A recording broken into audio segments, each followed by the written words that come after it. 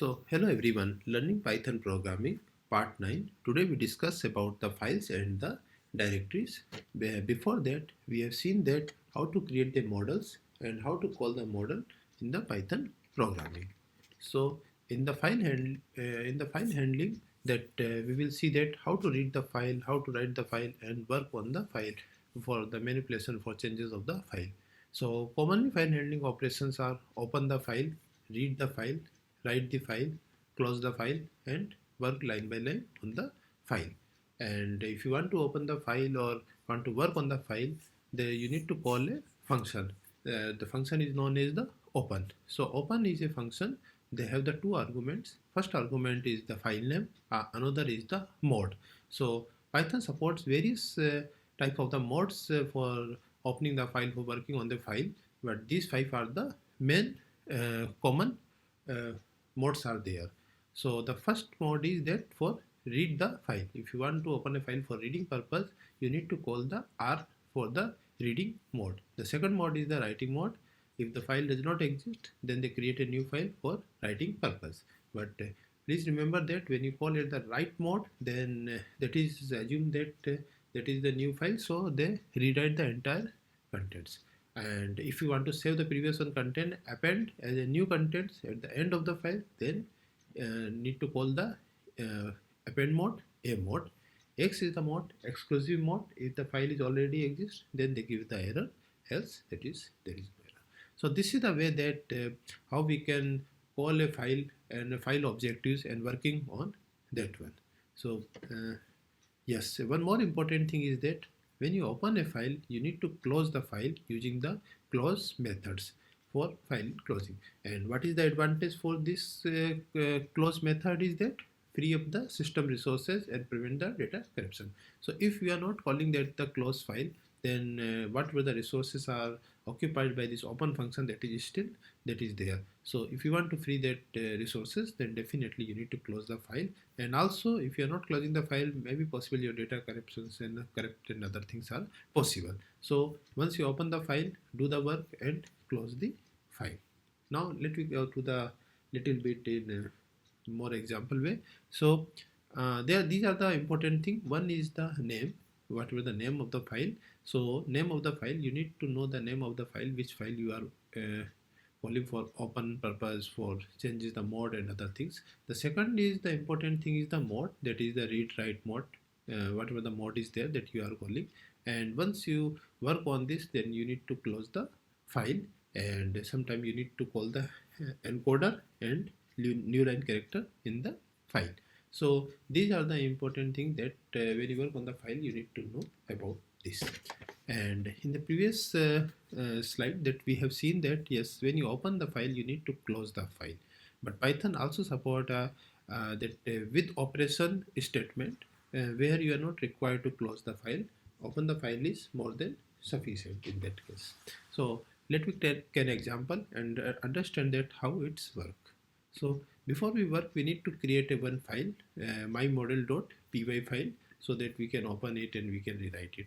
So we come to the Google column, and here we create a file in the temporary location in the column drive. So this is the temporary space where we create the file, work it and delete it. So here we create assume that there is one file, print hello. This is a file, and we just save the file, that is file. So we save this file, and now we upload that file in this space. So we have saved this file and we download the file as a Python. Here we upload the file in the same drive and title 7, this one. Okay, so they say that okay, once you recycle and other things, then refresh, then the file automatically will delete. So this is the temporary storage. So here I have a file, this one. Now we start work on that one file, how to call that, how to do the file. So we copy this program. This is the very first program in the file handling.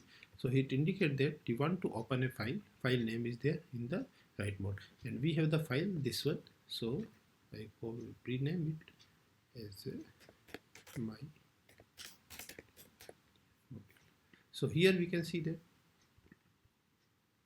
Yes, here we can see that the file name is the same what I want to open it, and this is the file object, and file object print the name of the file, and once after that they close the file.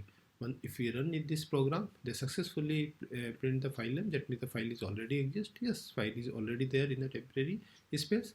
They call it, they open it, work it, and close this file.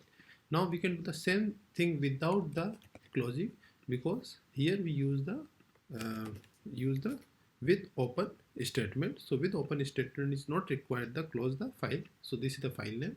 In the read mode we open it and print the name. So this way, and the previous one is the same, and here the difference is that you are not required to file dot close. Let we can do some more operation. So this is another example that we copy. So in this example, the first is the function, open function. There are two arguments are there. One is the file name and mode. So if I want to open the file in the read mode, I write the read, and this is the file object. File object dot name, which print the name of the file. It indicates the mode, which mode you have opened. This is for the closing of the file, and this is for encoding and new line. When you run this program, you can see the output. This file name is this one, and R is the ready mode. File is closed or not, false. File is still not closed, and this is the encoding format, and new line is the none. So there is no new line command in this file. So if you want to open the file, you can see this is your file, print this one. So there is no new line in this file. So this is the way that how we can open the file, how we can work on the file. Now we go a little bit more advanced. So here we open the file, and say for example, this is an interesting thing, sir. Here we open the file. So in the file handling and or the file, when we open the file and when we read the contents, so what's happened that the cursor position is automatically shifted at the end of the file. So it is important to note that when you use the file.read or file.read line method, the file cursor is positioned at the end of the file, and when you next time you call it, then they will say the empty string. So I take an example, this one, then it is good to understand. So here in this example, you can see that first we open the file. So this is the function, and this is the file objectives. So it open the file and it start read the file, and the content is where all the content, whatever the file content is there. So at the end of this reading of the file cursor is at the end of the file. Now once again, if you try to read the file, they say the null string. Why? Because the file cursor is already at the end of the file. So this is at the end of the file, and this is line by line. If you want to read only the one single line, you call it and it shows the single line. If you write the lines, that means you try to read all the lines, whatever the lines are there. And another way is that you can call the one by one line number 1, line number 2, up to the end of the file. So there are three ways are there that you can call or print the line. So we can run it and see that yes, very first it's working perfectly. That is not, this is your original file, my model.py. So they start printing of this one file like up to this one to end, up to the end, and after that this print the cursor, the current position of the cursor is at the end of the file. Now if you print the line or lines or line by line, then everything is the null. Why? Because there is no information, your cursor is already at the end of the file. Now how we can solve this problem? We need to call these two methods. The first method, file.l, says that determine the cursor position, where is your cursor. So if you call this file.l, then they automatically show that okay, your cursor is at the end of the file. And the another function is the file.seek, and in this function there are two arguments are there. One is the offset, other one is the vensim method. So here it return the position, that means or it changes the position of this one. So they determine the cursor position, you can determine with the help of this one, and here we can change the position. And so say for example in the offset, so offset being the number of the bytes to move the cursor. So if you want to move the 100 bytes, then you can call the offset equals to 100. So now the cursor come at the 100th position of the bytes, and where indicate that okay, if you want to say that 0, that means you want to set the cursor at the beginning, 1 you want to set the cursor at the current position, and 2 you want to set the cursor at the end of the file. So say for example In that case, you need to call at the once again the 0. Why? Because after the reading of the entire file, once again you want to print the line by line the file. That means you need the cursor position at the beginning of the file. So we can copy it and see that how it's work. So in this program, first you open the file, then after you can read all the content, what were the contents in the file, and print the content of the file. Then we once again the seek function at the 0th. 0th means at the beginning of the file once again, and read the first line of the file. Okay, and print the first line of the file. Once again cursor goes at the very beginning. Then you can read all the file, whatever the files are there, and after reading the file, once again cursor set to the at the beginning, and then we can print each and every line of the file. We can run it and see that whether it is working or not. Yes. So the first time this one they print this entire file, this one. Now the second time once again cursor set at the 0th position, and they print the one line only. So here you can see that they print only the first line, nothing is there. Okay. Now here they once again we set the cursor at the beginning. Now we read all the line, whatever the lines are there inside the file. So they once again they print all the lines, whatever the lines are inside the print, and then this one, this entire file, whatever the file is there. And now you can print the at the end of the files. That means you print all the file, whatever the file is there. So this is the way that how it works for reading the file, for writing the file, and each and every time, and how to set the cursor position. Now we can go in one more mode. So in the earlier previously we have seen that the mode is the read mode. You read the file. Now we try to write the file. That means you want to write something on the file. So we can copy and paste it here. So once you run the file, so very first they write this one string, then the second time they write this string, then the third time when you append they write 1 2 3 and new line. So here you can see that this is the first, this is the second, third, fourth, and this is the 1 2 3. But someone write as a W, that means they rewrite the entire file. So in that case what's happened, that they are not appending, they rewrite the first thing. That means this is starting as a new file, and they rewrite this one string with that one replacement. So it is very careful that when you want to save your data, that means you need to use the append mode in that case. We can go in a next step. So up to now we have seen that how we can work on the file. Now there is in the Python they also support the operating system models in the file. So first we see that what is the advantage of OS model.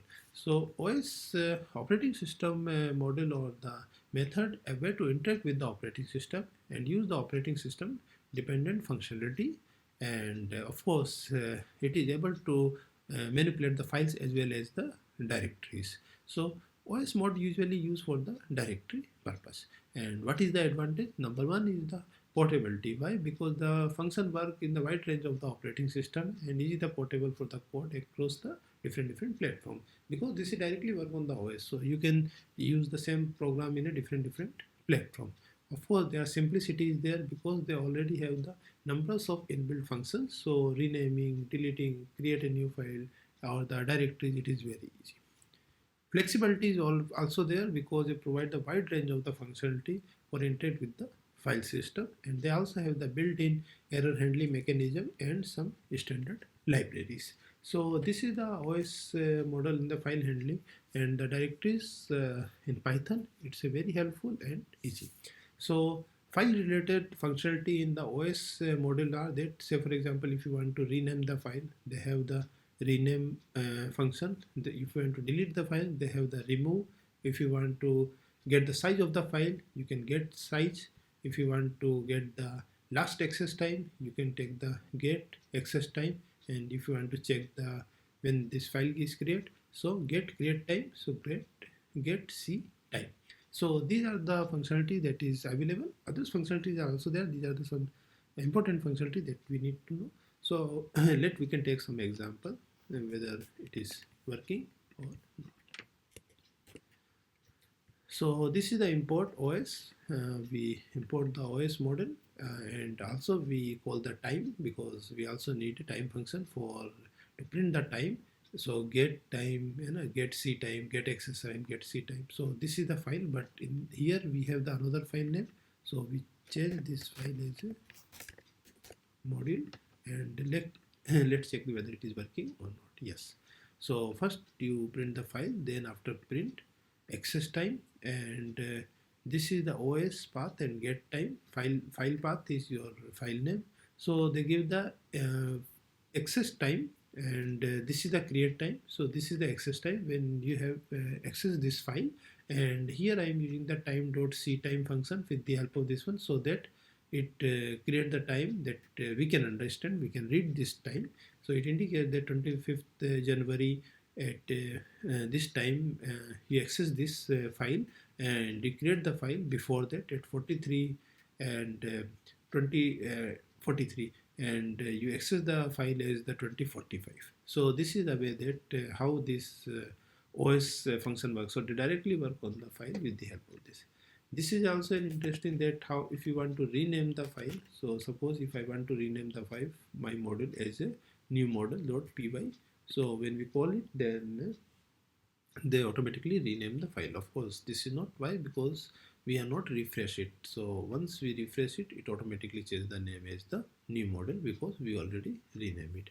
Here you can delete the file, but before deleting we want to run some more, otherwise we delete the file and we are not able to do other things. So here we call the new one file and check the size of the file. What is the size of the file? It automatically print the size of the file is the 40. So this is the way that how we can call. And if you want to delete this file, you can call it and new model this file. If I want to delete this file, remove. So once you call this function, they automatically remove this file from this one. So once you refresh it, you can see that there is no file at this place. So they automatically remove the file, and this is the way that how we can work on the file handling in that case. Now we will see some directories. So here we work on the directory. So the OS model, they also work file as well as the directory. So if you want to create a new directory, you need to call the mk directory, make directory. If you want to rename the directory in a old directory with a new directory, you can call the rename function, and at the end if you want to remove the directory, you can remove the directory. So we can take this example, and then we can see. So first create a directory, then after rename the directory, and then after at the end remove the directory. So when you call these functions, you can see that they create a directory and then rename the directory and then remove the directory. So initially I will remove it, otherwise we are not able to see the changes. So here they create a directory, new directory, rename this directory as a new directory as a old directory, and old directory is here.